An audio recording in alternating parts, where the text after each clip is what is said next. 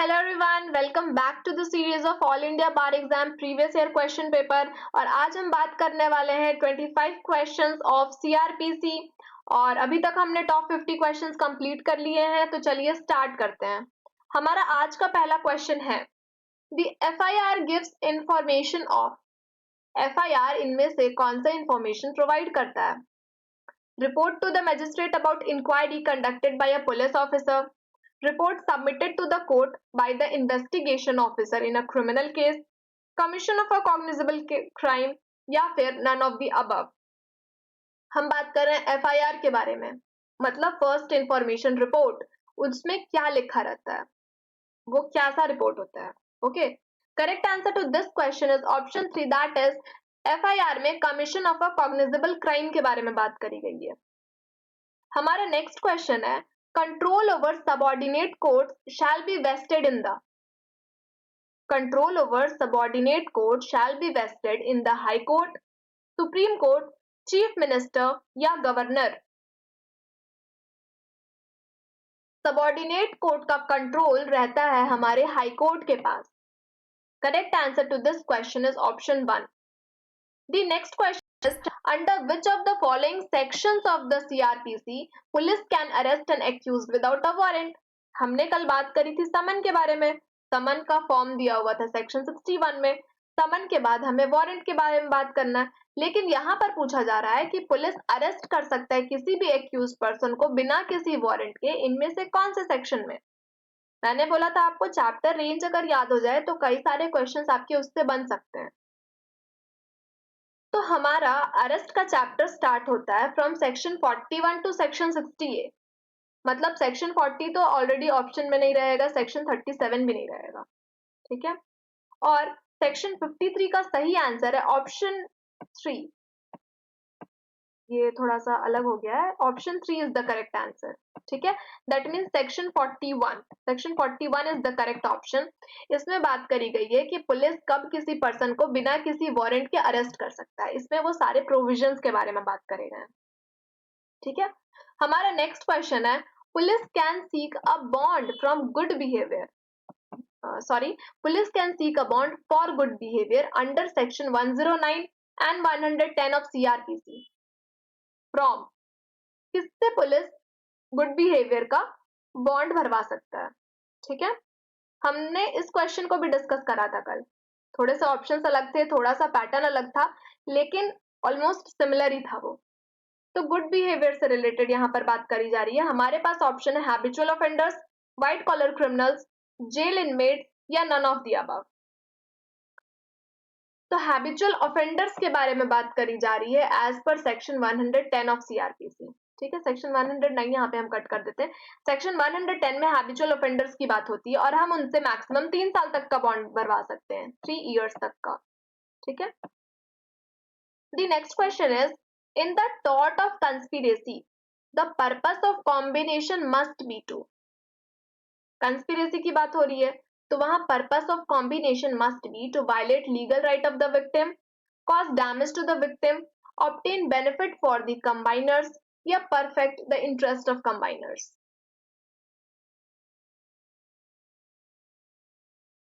The correct answer to this question is option 2, that is to cause damage to the victim। tort of conspiracy में क्या purpose रहता है? to cause damage to the victim। The next question is, in which of the leading case arrest के बारे में बात करी गई है। हमने ये क्वेश्चन भी कल डिस्कस करा है। कल हमने बताया था कि एक लीडिंग केस है जिसमें एक्यूज्ड पर्सन के राइट्स के बारे में बात करी गई थी या फिर अरेस्ट से रिगार्डिंग गाइडलाइंस दी गई थी।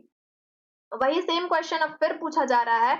इसका सही आंसर हो जाएगा option 2, that is state of West Bengal versus DK Basu. मैंने बोला था ये केस बहुत ही इंपॉर्टेंट है, you should learn this case. The next question is, which of the following section deal with search warrant? इनमें से कौन सा सेक्शन सर्च वारंट की बात करता है? सर्च वारंट क्या होते हैं? सर्च वारंट में हम पुलिस ऑफिसर को या किसी ऑथराइज्ड पर्सन को एक वारंट देते हैं कि आप जाइए इस पर्टिकुलर ऑब्जेक्ट को या इस पर्टिकुलर पर्सन को सर्च करके लाइए। तो सर्च वारंट इनमें से किस सेक्शन में दिया गया है? इज इट सेक्शन 93, 94, 95 और 96? Correct answer to this question is option 1, that is section 93 talks about the search warrant। The next question is, a warrant of arrest may be extended to that place where the offender has committed the offence at any place within India, to the place specified under the Criminal Procedure Code, या none of the above. Warrant of arrest कहां तक extend हो सकता है? Correct answer to this question is option 2, that is at any place within India. The next question is, which is the authority that determines the language of the court other than the high court within a given state? Under section 271 of CRPC. अगर हम 271 of CRPC में जाएं तो high court के अलावा ऐसी कौन सी authority है जो कि कोर्ट के लैंग्वेज को डिसाइड करती है? State government, central government, Supreme Court of India या central government and state government both? तो यहाँ पर किसी स्टेट के लैंग्वेज के बारे में बात हो रही है, तो स्टेट गवर्नमेंट डिसाइड करेगी कि हमारे स्टेट के कोर्ट का कैसा लैंग्वेज रहने वाला है. Correct answer is option A, that is state government. Next question is, criminal procedure code is a subject of concurrent list, state list, union list या none of the above? List क्या होते हैं? हमारे schedule 7 में तीनों list के बारे में बात करी गई है, ठीक है, concurrent list, state list and the union list. और इसमें कुछ सब्जेक्ट्स होते हैं, कुछ ऐसे टॉपिक्स रहेंगे, अगर वो यूनियन लिस्ट का पार्ट है तो सिर्फ उस पर सेंट्रल गवर्नमेंट उस पर लॉ बना पाएगी, अगर वो स्टेट लिस्ट का पार्ट है तो सिर्फ स्टेट गवर्नमेंट लॉज बना पाएगी, और अगर कॉन्करेंट लिस्ट का पार्ट है तो उसमें स्टेट गवर्नमेंट या सेंट्रल गवर्नमेंट दोनों उस पर लॉज बना सकती हैं, अपने हिसाब से अमेंडमेंट कर सकती हैं. तो पूछा जा रहा है कि जो क्रिमिनल प्रोसीजर कोड है इनमें से किसका पार्ट है? Correct answer is option 1, that is concurrent list. मतलब यहाँ पे सेंट्रल गवर्नमेंट भी लॉज बना सकती है, स्टेट गवर्नमेंट भी लॉज बना सकती है. आप कई सारे सेक्शंस में देखेंगे कि स्टेट का अपना अमेंडमेंट भी रहता है, ऑल्दो क्रिमिनल प्रोसीजर कोड को तो सेंट्रल गवर्नमेंट ने इन्फोर्स करा है, ठीक है, लेकिन उसमें स्टेट गवर्नमेंट भी अपना अमेंडमेंट करते रहते हैं. दैट इज व्हाई इससे हमें पता चलता है कि criminal procedure code is the part of concurrent list. Next question is, bailable and non bailable offence has been defined in. Bailable और नॉन बेलेबल ऑफेंस की डेफिनेशन इनमें से किस सेक्शन में करी गई है? Is it section 2A of CRPC, section 2B of CRPC, section 2C of CRPC और सेक्शन 20 ऑफ IPC? हमारा डेफिनेशन वाला चैप्टर भी बहुत इंपॉर्टेंट है. IPC में डेफिनेशन का एक चैप्टर दिया हुआ है, और यहाँ पर हमारा सेक्शन 2 में CRPC के सेक्शन 2 में सारे ऑफेंसेस या सारे वर्ड्स के बारे में डिफाइन किया गया है. Bailable, non bailable, cognizable, police report, police officer, हर एक चीज, ठीक है. तो बेलेबल और नॉन बेलेबल की डेफिनेशन हमें मिलती है सेक्शन 2A ऑफ CRPC में, ठीक है. Next question is, under section 21 of CRPC special executive appointed by magistrate may be central government, high court, supreme court या state government? Special executive appointed by magistrate कौन हो सकते हैं?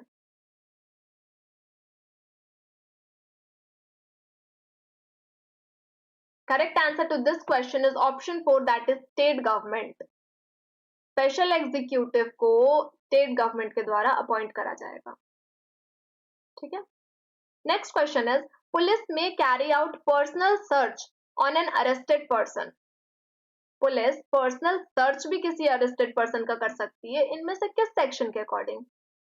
Section 49, section 50, section 51 और section 52? Correct answer to this question is option 3, that is under section 51 of CRPC, police may carry out personal search on an arrested person. और अगर police officer किसी person का personal search कर रही है तो उस पर्सन के पास अगर कोई ऑफेंस, कोई गन वगैरह या कोई भी ऐसा मटेरियल मिलता है, कोई ऐसा सब्सटेंस मिलता है, तो वो सारी चीजें को वो सीज कर लेती है एज पर सेक्शन 52, ठीक है. हमारा नेक्स्ट क्वेश्चन है स्पेशल कोर्ट. इनमें से special court is not subordinate to high court, superior to high court, supplement to high court या इक्वल टू सुप्रीम कोर्ट? जो स्पेशल कोर्ट होता है वो कैसा कोर्ट होता है? तो special court is not subordinate to high court, ठीक है. Next question is, the powers under section 159 of CRPC can be exercised by a magistrate Power under section 159 of CRPC can be exercised by a magistrate when the police decides not to investigate the case, when the investigation is still going on, both 1 and 2 or none of the above. Powers under section 159 of CRPC can be exercised by a magistrate. Correct answer to this question is option 4, that is none of the above. The next question is, statement recorded during investigation under section 161 can be used in trial. जो statement record होता है as per section 161 जिसमें police officer record करती है, तो उस statement को हम किस तरह से इस्तेमाल कर सकते हैं? क्या हम विटनेस को कॉन्ट्राडिक्ट करने के लिए इस्तेमाल कर सकते हैं, कोरोबोरेट करने के लिए इस्तेमाल कर सकते हैं, इनकॉर्पोरेटिंग इन द चार्जशीट के लिए इस्तेमाल कर सकते हैं, या डिस्चार्जिंग ऑफ द एक्यूज्ड के लिए इस्तेमाल कर सकते हैं? Question number 66, how can we use the statement of section 161? Correct answer to this question is option 1, that is for contradicting the witness. We can use the statement recorded during investigation under section 161. The next question is, power of taking cognizance of offence. Power of taking cognizance of offence by a magistrate of first class or second class is provided. First class magistrate या second class magistrate के पास power है cognizance लेने का in which of the following section? Is it section 173 of CRPC, 190 of CRPC, 190 of IPC or none of the above? ये बहुत ही important question है और बहुत इजी भी है. इसका सही आंसर हो जाएगा ऑप्शन 2, दैट मीन्स 190 के अकॉर्डिंग कोर्ट संज्ञान लेती है, आपको पता है. 173 में तो हम पुलिस रिपोर्ट सबमिट करते हैं, ठीक है, और 190 ऑफ आईपीसी में कहाँ चले आए? अगर हमें कॉग्निजेंस लेने की बात करनी है तो हमें आईपीसी में जाने की जरूरत ही नहीं है. The next question is, in a cognizable case under IPC, police have authority to arrest a person without warrant. अगर कोई cognizable case हो जा रहा है as per IPC, पुलिस के पास क्या authority है? क्या उसके पास authority है to arrest a person without warrant? Authority to investigate the offense without permission of the magistrate, both 1 and 2 or either 1 or 2? Correct answer हो जाएगा ऑप्शन 3, दैट इज बोथ 1 और 2. मतलब किसी भी कॉग्निजेबल केस में पुलिस के पास ये अथॉरिटी कि वो अरेस्ट कर सकता है किसी पर्सन को विदाउट वारंट. ये तो हमने सेक्शन 41 ऑफ सीआरपीसी में देख लिया है. और ये भी अथॉरिटी है to investigate the offence without permission of the magistrate. ठीक है, ये तो कॉग्निजेबल ऑफेंस के डेफिनेशन में ही ये बात कही गई है, ये दोनों बातें. The next question is, during investigation a search can be conducted without warrant by. Investigation के दौरान सर्च कंडक्ट किया जा सकता है बिना किसी वारंट के. कौन वो सर्च कंडक्ट करेगा? पुलिस ऑफिसर या इन्वेस्टिगेटिंग ऑफिसर, बोथ 1 and 2 या either 1 or 2? Question number 69, correct answer to this question is both 1 and 2. ये दोनों person that means police officer या इन्वेस्टिगेटिंग ऑफिसर वो सर्च कंडक्ट कर सकते हैं बिना किसी वारंट के. हमारा नेक्स्ट क्वेश्चन है, committal proceedings under section 209 of CrPC. Section 209 में कमिटल प्रोसीडिंग्स के बारे में बात करी गई है, तो उसका क्या नेचर है? Nature of aid in investigation, nature of inquiry, trial या ईदर इंक्वायरी और ट्रायल. यहाँ कमिटल की बात हो रही है, कमिटल प्रोसीडिंग की. तो correct answer to this question is option 2, that is inquiry. Committal proceeding under section 209 of CrPC are in the nature of inquiry. The next question is, which of the following sections deals with the provision relating to maximum period for which an under trial prisoner can be detained? Question बोला गया, which of the following sections deal with the provision relating to maximum period for which an under trial prisoner can be detained? कौन से section में ये बात कही गई है? Is it section 436, section 437A, section 436A और सेक्शन 437? अगर आपको याद होगा इस वाले क्वेश्चन को भी रिपीट किया गया है. Correct answer to this question is option 3, that is section 436A talks about the provisions relating to the maximum period for which an under trial prisoner can be detained. The next question is, under which section of CrPC the APO is appointed, assistant public prosecutor, that is APP. ठीक है, उसे हम किस section के according appoint करते हैं? जो हमारा असिस्टेंट पब्लिक प्रोसिक्यूटर होता है या असिस्टेंट प्रोसिक्यूटिंग ऑफिसर होता है, आपने देखा होगा कि एपीओ के एग्जाम्स होते हैं, तो यहाँ उसकी बात करी जा रही है। तो कौन से सेक्शन के अकॉर्डिंग हम एपीपी या एपीओ को अपॉइंट करते हैं? Correct answer to this question is option 4, that is section 25 talks about the assistant public prosecutor.